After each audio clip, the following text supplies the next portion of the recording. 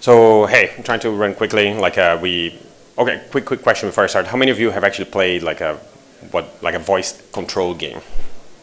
Okay, GPU, yeah. So like, I have some audio from some of the games here, so you guys can check it out. Like what do they sound like? So I want to go quickly so we have time to go through that. This presentation is partially motivated by the fact that I started making this type of games about 9 months ago, and every time I go anywhere, I say, "Hey, I'm making voice games," and people are like, "What? Like what are you talking about? What is this?" And so I got tired of explaining individually to a lot of people, so I started putting a presentation together so I can explain to more people at the same time. So there we are. So our company we set up again, like I mentioned a few months ago, with the understanding. Well, our vision is that voice is going to be the same way touch changed the world like 10 years ago with the iPhone and everything. I think voice is going to do the same thing because it's a very natural way of interaction. It's faster than like typing. Like, of course, the technology has been bad traditionally. So like everybody who tried it a few years ago like got burned and like hates it. But I think like kids don't care and they're all happily using it. And I think as we all die, the next generation is going to be quite happy. Typing had a good run. We typed for like 40 years, but that's going to die too in 5-10 years. Voice is like we believe like that's like the next way of interaction that's coming. Our background, we worked in those companies. We worked on this kind of games. Just to give an idea that we're like serious developers. We're not like just crazy people trying to do some crazy things. We actually want to make fun games. So what are voice games? And that's why I was in the beginning voice activated, because when I say voice games, people come up with all sorts of things. They said, "Oh, do you mean this thing? Do you mean this thing?" So I specifically mean games that you use your voice to control them. So that's what they are. It's not necessarily a new thing. So there's been those games before. There's not like scientific exploration of everything that happened in the past, but Dreamcast had like a crazy game that was voiced by Leonard Nimoy. Like that fish thing will talk to you using like Leonard Nimoy, Spock's voice basically. It was like super weird experience. Only in Japan. I wish I was like in the green light meeting for that game. But yeah, that game came with a thing that you put on your controller, and then you can actually like talk to the game. There's a microphone on the controller, and you just talk, and that's how you play the game. Every time I say voice games, like I would say like maybe roughly 70% of the people say back to me, "Oh, you mean an audio game?" I was like, not quite that. There's been games that are like where audio is a really big thing. Like this is an example of a game that was made in Japan as well. Where it was all about audio. The graphics are like, think of it as like, this was like a karaoke thing. It was just like showing different images, like, hey, here's the sky, here's like some people talking. But there's really no image, like the image was like pointless. Like all the game was being told to you, like what to do. But at the time you had to use a controller to select what you were gonna do. So it wasn't like voice controlled. It was like you were still like, it was an audio experience, but you were still using like a controller to play. And those games exist, like in the App Store, there's like games for like, visually deficient people, like where like there's nothing in the screen, but you can still tap to tell you what, like the interface is still like tapping, even though the game is like all audio. So it's not quite that. Not just smart speaker games, because a lot of people actually say, "Oh, you mean Alexa?" Yes, I do mean that too, but it's not just that, right? This is a game I actually worked on, where like there's like the Kinect version had this thing where you could actually say commands, it was like a cool way of doing it, except the microphone on the Kinect wasn't that great. And then, so depending on where you were in the room, I don't know how many of you had the experience of like Xbox on, Xbox, right? So that's, partially it was the microphone. I think Alexa, like one of the things that the new generation of speakers does that a lot of people don't realize is not just the software. It's actually the fact that these things have like 12 microphones around it. They can pick it up if you are in the other side of the room. There's a lot of like hardware magic too. It's not just software, and they got better. So not just speakers, but these have actually been driving this genre up. So if you think right today, people talk about it because of these things, right? And why? I think one of the reasons is these things have been predicted to be the fastest penetrating thing in people's households ever, faster than smartphone, faster than internet, TV, etc., etc. So this is going to be. They already in the US. They already I think 2 in every 5 households. Sorry, they were 2. I think it's probably like I don't know 40%. Yeah. In the US, in the UK, it's already 1 in every 10. So it's already like super fast like this. And I started 9 months ago and the numbers were not like this. So like they were much smaller. It's growing like crazy. The install base, there's a bunch of numbers in this is kind of post CS. Like if you paid any attention to CS, there's a lot of voice things. And Google just announced that their platform is 1 billion plus. mostly because they do have about 100 million Google Home devices, but Android phones starting from version 5 or 6 like can use the assistant natively, so you can actually run voice things from your phone if you have an Android phone, or if you have an iOS phone with the assistant app on it. But again, even though a lot of the talk around this stuff is like Google and Amazon, it's actually like a global thing. In China, there's also like 2 companies fighting it over. Samsung is all in. Sony, there's a lot of people fighting for this. Facebook, etc. So what kind of games are out there today? Because again, that's probably the question I get the most. Like, what? I didn't even know you could play. Like, what are these games like? Looking at the stores doesn't quite help. If you go to the store, like the Amazon store is like super simple. If you see here on the left, it's like 4 genres. And the last one is the ones you can play with this. They have this button, the physical thing that you can press to give an input to the game. So that's that 4th category. Google is like even worse. They have like, I don't know, 20 things. To me, I think the Google one is probably like generated by an algorithm somewhere. Like it's probably like keyword based or something, because it makes no sense. Especially compared like the type of games they actually have. So I think the Google one is actually closer to the truth. Like it's a lot of the games are trivia type things. I'm going to explain to you like how do they work here. So I'll go through the first example. So one very popular game is Jeopardy. I guess I'm sure all of you are familiar with what it's like, but let's see what it sounds like when you're playing it. Ready for the 3rd clue? Yes. The next category is... Here comes the song title. Finish the lyrics with the title of a song. Because maybe you're going to be the one that saves me, and after all, you're my this. What is Wonderwall? That's correct. The next category is... All right, so that's Jeopardy, right? Sounds pretty similar. Like in the beginning, they're like, "Oh, Alex Trebek, whatever." Like they really make it feel like you're contestant in Jeopardy, etc. Except it's Alexa talking to you, not him. But another game that came, it's by this like more like a voice company, so they're a little bit different. It's like less branded, but it's still like about popular things. So this is called the Song Quiz. I'll give an example like what it sounds like.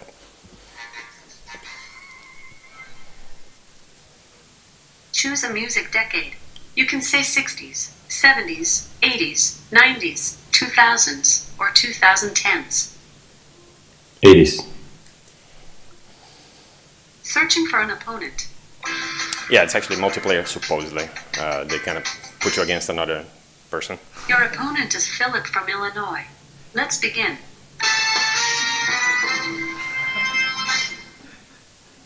Question 1 for 10 points. Name the song title and artist.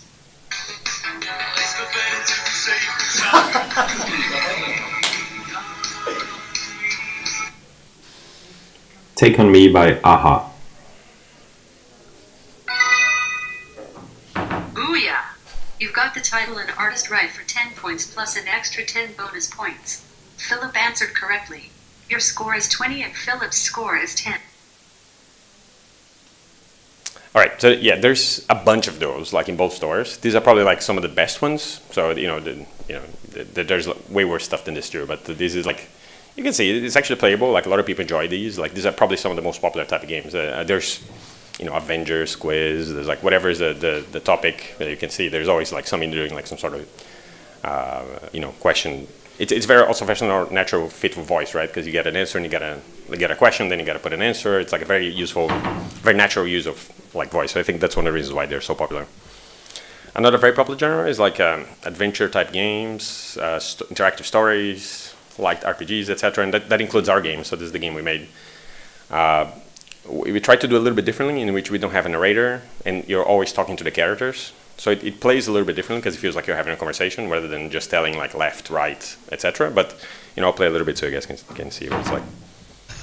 Although you remain frozen and can't move, do not be alarmed by the sounds of fire. There is a 53% chance we will successfully extinguish it. However, we have one problem to solve before we can begin extinguishing the fire or waking you from your sleep. My sensors have detected an escalated heart rate. Are the flames causing you to feel afraid? Yes. I told you not to be alarmed literally 5.48 seconds ago. I do not understand why you are disregarding my instructions. Hypothesis, you distrust my guidance. Oh! Let's continue this evaluation. I need to understand more about who you are and what you want out of life, short as that life may be. Common answers include money, power, love, excitement, happiness, and oh God, I don't want to die. Please don't make me answer this question. What do you want out of life? Please don't make me answer this question. I see. Unfortunately, this will not save you from burning to death. It is clear that you are still malfunctioning. I will now proceed to my next question. Is your marital status single, Commander? Yes. I thought so. That might be due to your trust issues. In any case, take comfort in the fact that, if you die, you will not be leaving anyone behind to grieve for you. Oh, jeez. It's actually something from a podcast playing our game. This is like it doesn't insult you all the time, but this is the part of the game where there's this AI who's like annoyed that has to wake you up. It's super intelligent and is doing this stupid thing, so it's like annoyed. But anyways, that's our game. And then there's also like some B games. I think probably the most biggest profile game that was Amazon like supported like this game a lot when it came out. It came together with the movie last year. It may or may not have actual Chris Pratt on it. It may be a sound alike, which is kind of what they do in these things. But if you play, there's like it's a parallel story to the movie, etc. And I'll play a little bit so you guys can see. This is more like a traditional story game. It tends to be very binary. Like when you come to a place, it like asks you like, do you want to do this or that? For obvious reasons, because it's easier to parse that than other things. And these are kind of like representative of the most common type of game out there. Like I was saying, I can't give you full details right now. I'm out in public. But there's something going down on Isla Nublar. Yes, that Isla Nublar. Did you ever visit Jurassic World when it was open? Never. Well, now's your chance. We've got to get out there and cover this. You have to be there with me. I need your judgment. In fact, there's already something I'm wrestling with. If we just go sneak onto the island, we could get in big trouble. Legal trouble. I mean, I can try to get some kind of official permission, which is great if they say yes, but the risk is if they say no, then we're in even bigger trouble if we get caught there.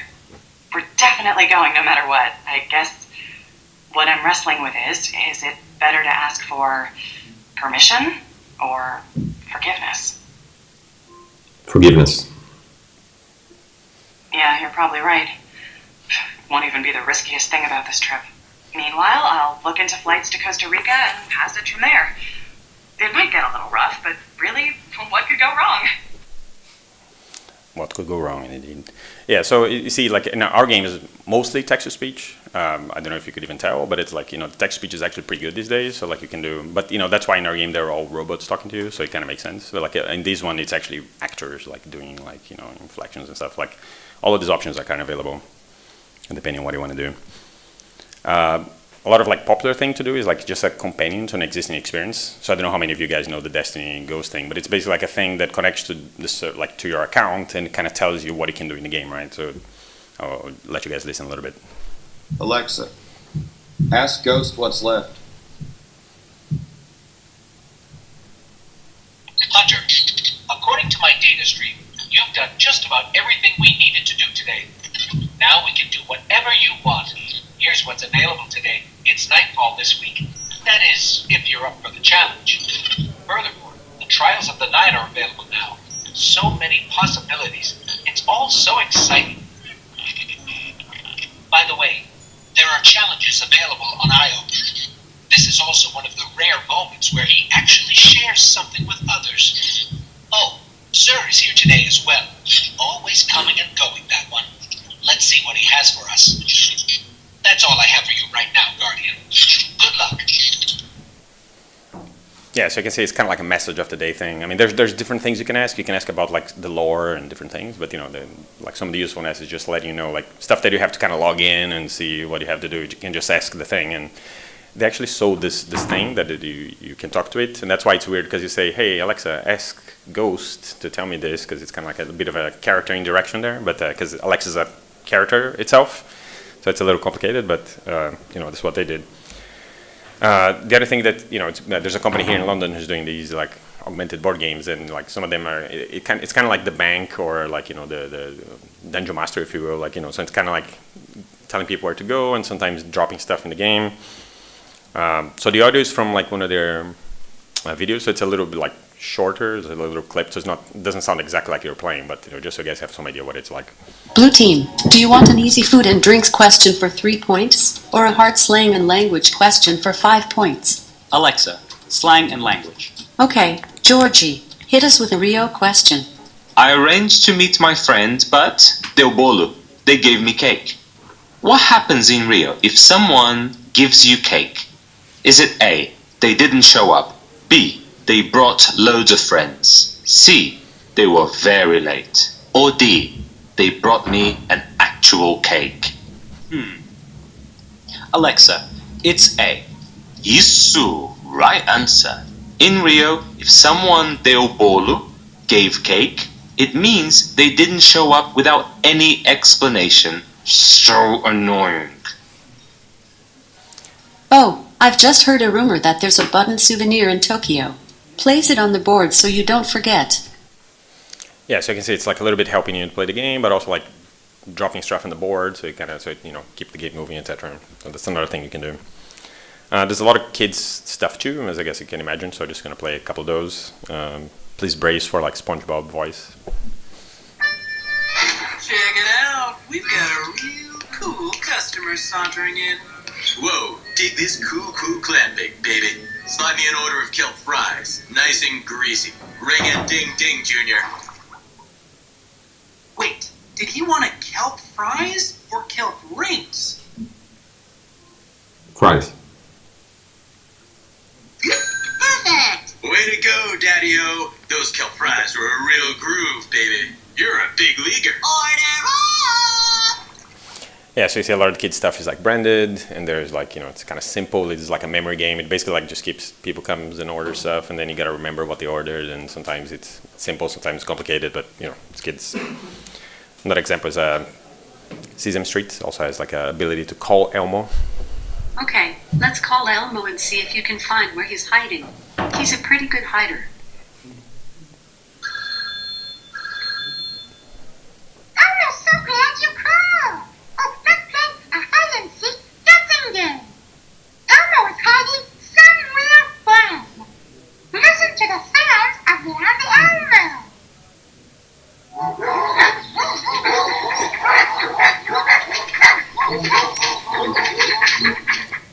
Time to guess where Elmo is hiding. Which one of these is it? The zoo or the dog park? The dog park. You guessed it. The dog park.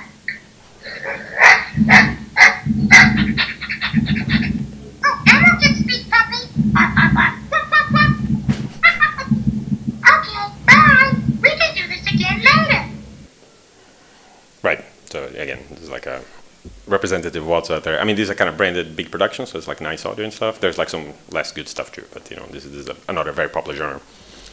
So on top of that, it's a quick presentation. We're kind of already getting close to the time, so just to give you guys some overview, like these are some popular genres, and there's a lot that hasn't been done, and that's kind of why we're excited personally. So like that's why we got into this, and we want to try different things and try to find what's natural and interesting to do with voice. It definitely feels a little bit like the frontier right now. So if you want predictable, like, hey, this is what I'm gonna do. We can do a forecast. It's gonna be amazing. We're gonna get our money back, etc. Like, stay away. But if you're trying to do something different, it's not that expensive. Like, there's no graphics. I mean, some of the platforms have graphics, so you can get it expensive actually if you want to. But there's ways to experiment which are cheaply, and you can kind of try different things. And hopefully you guys can help me and other people who are doing this, like break this market more to maturity.